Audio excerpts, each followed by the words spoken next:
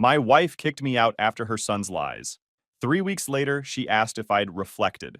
I handed her divorce papers, and her son's entire scheme collapsed. Hey Reddit, my stepson spent months destroying my marriage with calculated lies. When his mom finally asked me to come home and apologize, I showed up with evidence that ended everything. What followed was absolute chaos. But before I get to that beautiful disaster, let me set the scene. I'm standing in my driveway at 4 p.m. on a Tuesday, watching my clothes fly out of the second-story window like confetti at the world's worst parade. My wife Lauren is screaming from up there, her face red with rage I've never seen before. She's telling me to get out of her house. Except it's not her house, it's mine. But we'll get to that later. Just this morning we were having breakfast together. Just this morning everything seemed fine. Now her 17-year-old son Jake is standing behind her with this look on his face. Something between triumph and fake concern. He's got his hand on her shoulder like he's comforting her, playing the devoted son. But his eyes meet mine for just a second through that window, and I swear I see a smirk. That smirk told me everything I needed to know. This wasn't a misunderstanding. This wasn't teenage drama. This was calculated, planned, and executed perfectly by a kid who'd been playing chess while I was playing checkers. Let me back up and explain how a normal Tuesday morning turned into the day my marriage imploded. I'm Derek, 38 years old. I work in industrial equipment sales, the kind of boring job that pays well but makes people's eyes glaze over at parties when you explain what you do. Been with the same company for 12 years? Steady income, decent benefits, zero drama. The most exciting part of my week is usually deciding which sandwich shop to hit for lunch. I met Lauren 4 years ago at a coffee shop where she worked as a manager. She was beautiful, kind, and a widow who'd lost her husband to illness 3 years prior. Her son Jake was 13 then, a quiet kid who seemed lost without his father. I understood that. Losing a parent at that age leaves marks. I fell for Lauren pretty much immediately. She had this way of making you feel like you were the only person in the room when she talked to you. We dated for 8 months before I proposed, and she said yes with tears in her eyes. I promised both of them I'd never try to replace Jake's father, but I'd be there for them. Always. I meant it too. The first 2 years were honestly great. Jake was distant with me, sure, but I understood. I never pushed, never demanded he call me dad or anything like that. I helped him with homework when he asked, drove him to his friends' houses, paid for his phone and clothes without keeping score. When we got married, I bought us a bigger house so Jake could have his own space. A proper bedroom, not the cramped room he'd had at Lauren's old apartment. Lauren was happy. We were happy. I thought Jake was adjusting. Looking back now with perfect hindsight, I can see exactly when things started to shift. When the poison started dripping into our marriage, slow and steady, like water eroding stone. About 9 months ago, Jake started making these little comments to his mother. I'd hear them sometimes when I walked into a room. Little things that sounded sweet on the surface, but had this edge underneath that made my skin crawl. He'd tell her how beautiful she was, how she could be a model, how she deserved someone who treated her like a queen. At first, I thought it was just a kid complimenting his mom. Sweet, right? Then he'd bring up his dead father. Whenever Lauren and I set any kind of boundary, curfew, homework requirements, basic house rules, Jake would drop some variation of, Dad would have let me do this, or Dad understood me better. Lauren would shut it down at first, firmly telling him that I was good to them, and that comparing wasn't fair. But the comments kept coming, subtle and constant, wearing her down bit by bit. He'd question why they had to follow my rules in what he called their house. Never mind that I'd bought the house, that my name was on the deed, that I paid the mortgage every month without complaint. In Jake's version of reality, this was their house, and I was just living in it. I tried talking to Lauren about it, suggested maybe Jake was having trouble adjusting, that we should consider family therapy.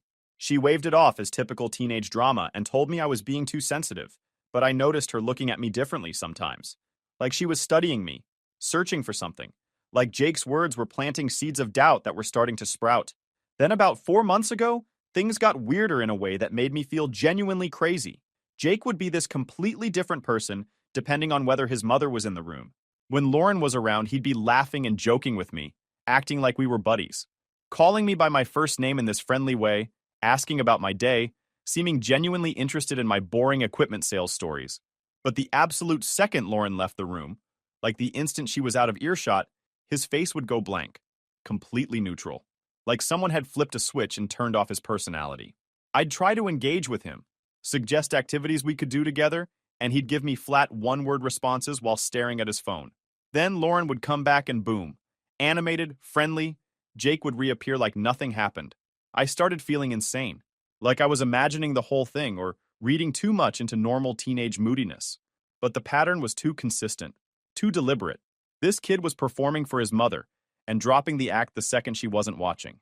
The real explosion, the beginning of the end, started 3 months ago when Jake asked me for a car. Not just any car, a $35,000 BMW like his friend Tyler had gotten for his 17th birthday. He showed me pictures on his phone, talking about how all his friends had nice cars and how he was embarrassed to have me drive him places in my old work truck. My truck was 3 years old and perfectly fine, but apparently it wasn't good enough for Jake's image. I sat him down at the kitchen table and tried to be reasonable. Explained that $35,000 was too much money for a teenager's first car. Told him we could find a reliable used car for around $10,000, something safe and dependable. Suggested he could get a part-time job to help with insurance payments, teach him some responsibility. He stared at me like I'd just suggested he walk everywhere barefoot. Then his face crumpled and he ran to his room where I could hear him crying. Loud, dramatic sobs that carried through the entire house. That night, Lauren was ice cold, questioning whether it was really necessary to deny him, pointing out everything Jake had been through, losing his father, having to adjust to a new family, asking if it would really kill me to just give him this one thing. I was shocked. 35 grand for a teenager's first car was objectively insane. I told her that, tried to explain basic financial responsibility. She turned away from me in bed and said, I didn't understand what it was like to be his mother. After that incident, everything changed. Like someone had flipped a switch in our marriage, and suddenly, I was the enemy. Jake started having these whispered conversations with Lauren that would stop abruptly when I entered rooms. I'd walk into the kitchen, and they'd both go quiet, looking at me like I'd interrupted something important. Lauren would give me this tight smile and change the subject, but the damage was done. She began questioning me out of nowhere, asking if I really liked Jake, why he felt like I was different when she wasn't around, whether I resented having him in our lives. Every time I tried to defend myself, she'd counter with, why would my son lie about this? And that's the trap, right? How do you defend yourself against vague accusations? How do you prove you didn't say something mean or give someone a certain look? Jake was making claims that were impossible to disprove, building this narrative of me as a two-faced jerk who only showed his true colors when we were alone. The fights became regular occurrences. At least twice a week, Lauren would confront me about something Jake had said, that I'd snapped at him for leaving dishes in the sink, that I'd made a comment about his grades, that I'd rolled my eyes when he asked for something. None of it was true, but every time I tried to defend myself, Lauren would ask if I was calling her son a liar. And what was I supposed to say to that? I realized pretty quickly that Jake was playing this perfectly, never making accusations so specific I could disprove them, but consistent enough that Lauren started believing the pattern. He was building a case against me, one small lie at a time. Then 2 weeks ago, everything exploded in the absolute worst way possible. I came home from work around 6 p.m., tired from dealing with a difficult client all day. Lauren was waiting by the door, and the look on her face made my stomach drop. She grabbed my arm, not gentle, not affectionate, grabbed it hard enough that I knew something was very wrong. Her voice was shaking as she told me we needed to talk about what happened with Jake. I had no idea what she was talking about. I'd been at work since 7 that morning, hadn't even seen Jake. She pulled me into the living room where Jake was sitting on the couch, and my confusion turned to panic when I saw his face. He looked scared, actually frightened, eyes wide and a bit red like he'd been crying. Lauren pulled up Jake's sleeve to show me a bruise on his forearm, dark purple, about the size of a hand. She had tears in her eyes as she said Jake told her I'd grabbed him that morning, that I'd been getting aggressive when she wasn't home, that he was scared to be alone with me. My world tilted. The room seemed to spin as I tried to process what she was saying. I have never, ever laid a hand on that kid. Never. Not once in 4 years. I was shouting now, desperate, telling her it wasn't true, that I'd never touched him, that I'd been at work all day, that she could check the timestamps on my badge swipes at the office if she didn't believe me. But she stepped back from me like I was dangerous, like I was some stranger who'd just threatened her. She told me she hadn't wanted to believe Jake, that for months he'd been telling her things, and she told herself he was just being a dramatic teenager. But the things he was saying were too specific, too consistent to ignore anymore. I grabbed her hands, begging her to really think about whether she'd ever seen me be violent in 4 years together, to consider that maybe something else was going on here. She pulled away and said that was what made it so scary, that Jake claimed I was like two different people. That's when I saw him. Jake, still sitting on the couch, watching this entire scene unfold. For just a split second, maybe half a second, his expression was completely neutral, almost curious, like he was watching a science experiment to see how it would turn out. Then he saw me looking, and his face instantly crumpled into fear. He ran to his mother, calling for her, saying he'd heard yelling and begging her not to let me hurt her. That performance was what broke Lauren completely. She told me to pack a bag and leave, said she needed time to figure things out and make sure her son was safe, that I needed to get out of the house until she could think clearly. I packed with shaking hands, my mind reeling, throwing clothes into trash bags because I couldn't find my suitcase. As I loaded my car in the driveway, I looked up one more time and saw them in the upstairs window. Jake had his arm around his mother, comforting her like the devoted son. But when he thought I couldn't see his face clearly through the glass, I caught him looking down at his phone and smiling. That smile confirmed what I already knew in my gut. This wasn't a misunderstanding. This wasn't a troubled kid acting out.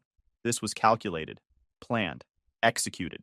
And as I drove to my brother's house with my entire life in trash bags in my back seat, one question kept hammering in my mind. How long had this 17-year-old been planning to destroy my marriage? And more importantly, why?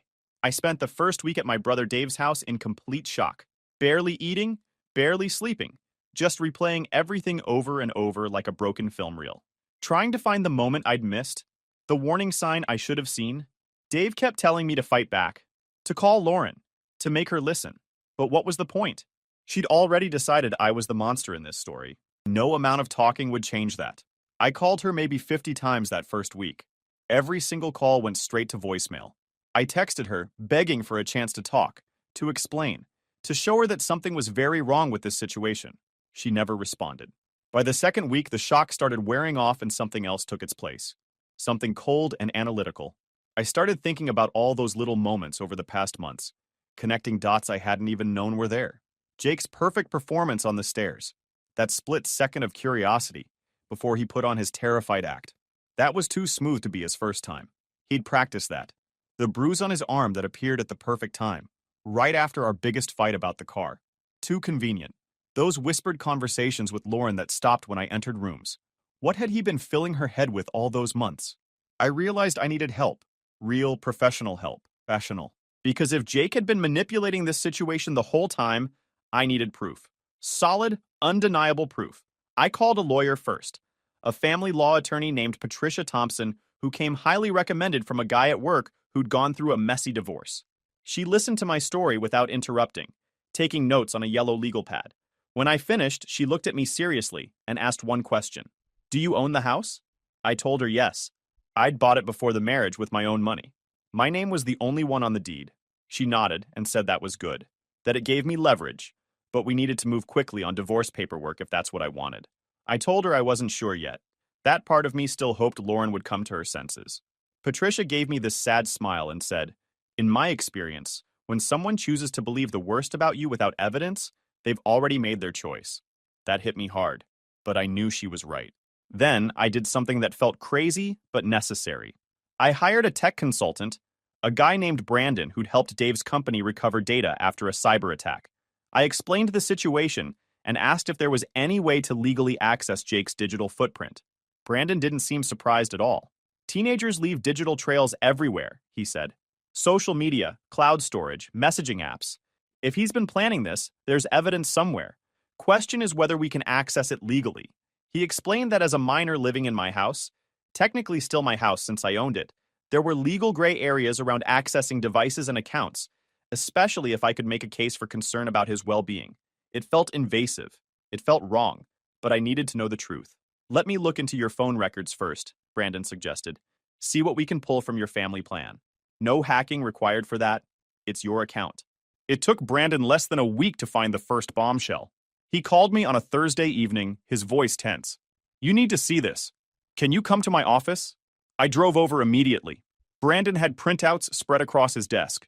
Phone records, bank statements he'd helped me pull from accounts I had legal access to. Our joint account, the one Lauren and I had set up for household expenses and savings, had been bleeding money for almost 6 months. $8,000 in total, withdrawn in increments small enough that I hadn't noticed while working 60-hour weeks and trusting my wife to manage the household finances. The charges were for gaming equipment, expensive clothes, electronics, food delivery sometimes twice a day. All of it tied back to Jake's spending. But here's what made my blood run cold. Lauren had to have known. Several of the charges required parental approval for a minor. Bank statements showed she'd transferred money from our savings to cover overdrafts Jake had created. She'd been hiding it from me, covering for him, probably because she knew I'd say no to that kind of frivolous spending. Brandon found something else too. He pulled our credit report, perfectly legal since it was my credit, and found that Lauren had applied for a credit card in just her name 2 months ago, right around when Jake's campaign against me had intensified. She'd maxed it out almost immediately. Another $4,000, mostly on stuff for Jake. When Brandon showed me everything, I felt physically sick. This wasn't just Jake manipulating his mother.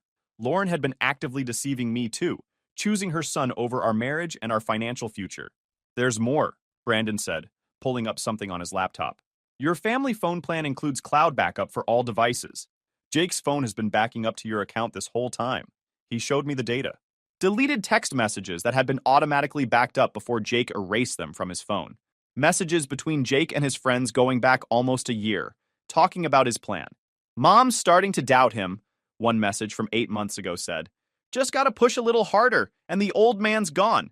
In another conversation from 6 months ago, Jake had literally written out his strategy to a friend named Tyler. Mom always believes me when I cry. It's so easy. There were messages about the car too, about how I was a cheap jerk who didn't understand that Jake deserved nice things, about how once I was gone, his mom would finally sell that boring house and they could move to the city where Tyler and his other friends lived. But the worst message, the one that made everything crystal clear, was from 3 weeks ago, right before everything exploded. Almost there, Jake had written to Tyler. Got the bruise ready. Going to show Mom tonight. This should be the final nail. He'd planned the bruise.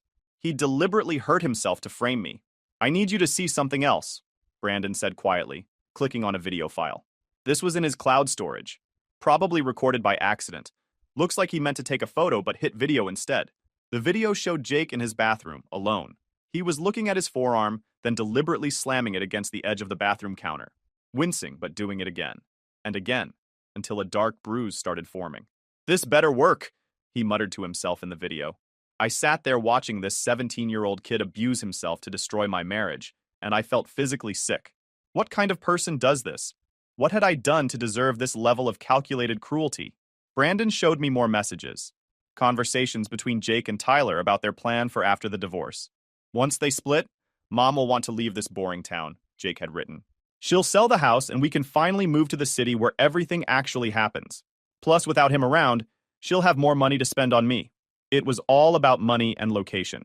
Jake wanted a different life, a more exciting life in the city, where his friends had moved after graduation, and I was the obstacle. The house was in my name, so Lauren couldn't sell it while we were married. But if we divorced, Jake figured she'd want a fresh start somewhere else. He'd finally get what he wanted, and I'd be erased from their lives like I'd never existed. I had everything now. The financial fraud, the manipulative messages, the video of him creating the bruise, all of it, backed up and documented and completely legal since it was all from accounts and devices on my family plan. Patricia Thompson looked over everything and told me this was more than enough for a divorce with a very favorable settlement. This is actually one of the clearest cases of fraud and manipulation I've seen, she said. The video alone is damning. She warned me, though, that exposing Jake's manipulation might damage my relationship with Lauren permanently. I almost laughed. What relationship? The woman had thrown me out based on lies, without even giving me a chance to defend myself. She'd chosen her son over 4 years of marriage without a second thought. That night, 3 weeks after she'd kicked me out, I finally got a text from Lauren. Have you had time to think about your behavior? It read. Jake says he's willing to give you another chance if you apologize to him and commit to doing better. We can talk about you coming home if you've really reflected on what you've done. I stared at that message for a long time. She wasn't asking if I was okay. She wasn't apologizing for not hearing my side. She was demanding I apologize to the kid who'd orchestrated this entire nightmare. The kid who'd stolen $8,000. The kid who'd bruised himself to frame me for abuse.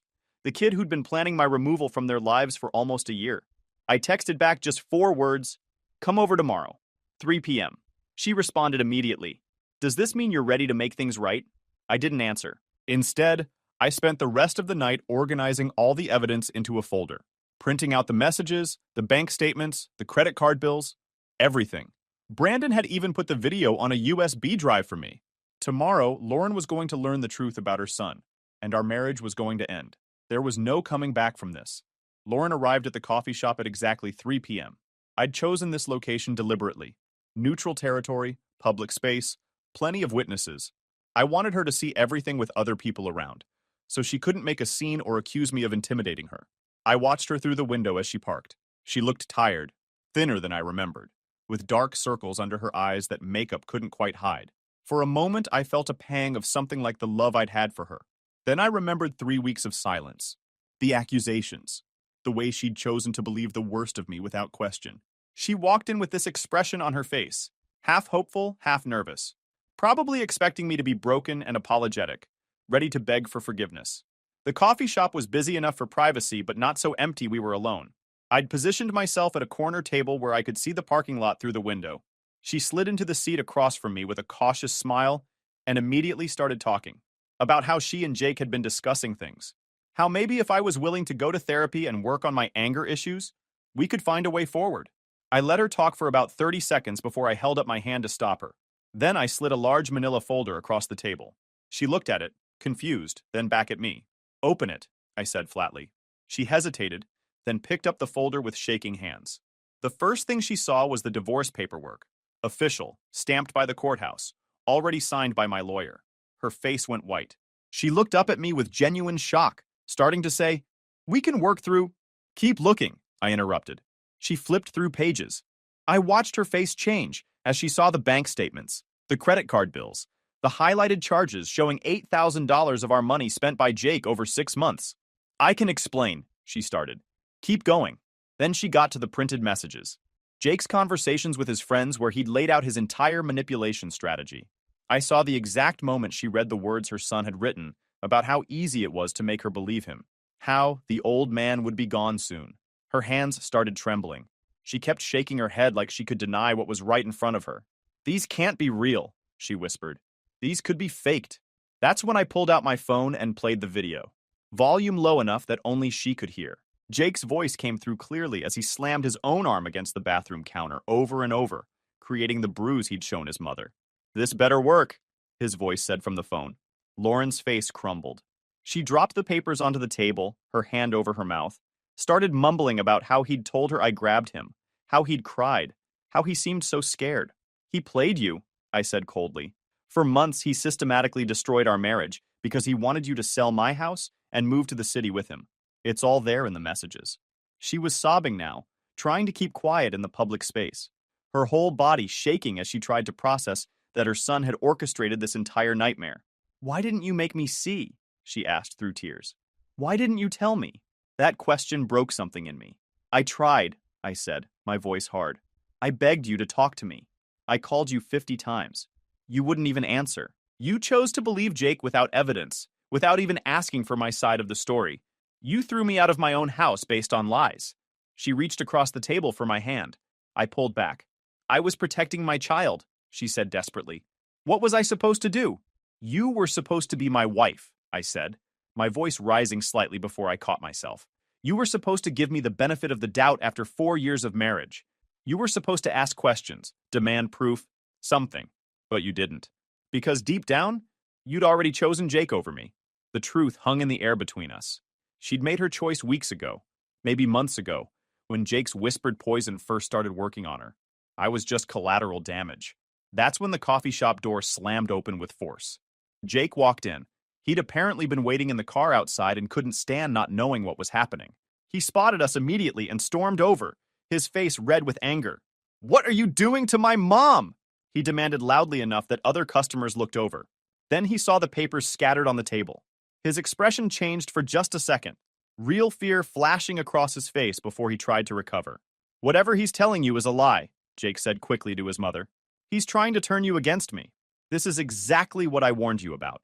I picked up my phone and turned the screen toward him. The video of him creating the bruise was paused on the frame where you could clearly see his face. Jake's expression went through shock, panic, then settled on anger. "You went through my stuff," he said loudly. "You had no right. That's illegal. People were definitely watching us now. You framed me for abuse," I said calmly. "So I had every right." Lauren was staring at her son like she'd never seen him before. Tell me it's not real, she begged him, her voice breaking. Tell me you didn't do this. And that's when Jake's mask finally came off completely. So what if I did? He said, his voice getting louder. You were miserable with him anyway. He's boring and cheap, and he's not my dad. We should have left this stupid town a year ago. Lauren gasped like she'd been physically struck, her eyes darting around at the other customers who were now openly staring. Jake kept going, seemingly not caring about the audience. All his friends had moved to the city after graduating, he said. He was stuck here because of me. She deserved better than this boring life, they both did. Once she divorced me and sold the house, they could finally have a real life. It's my house, I interrupted quietly. Lauren can't sell it. His face went even redder.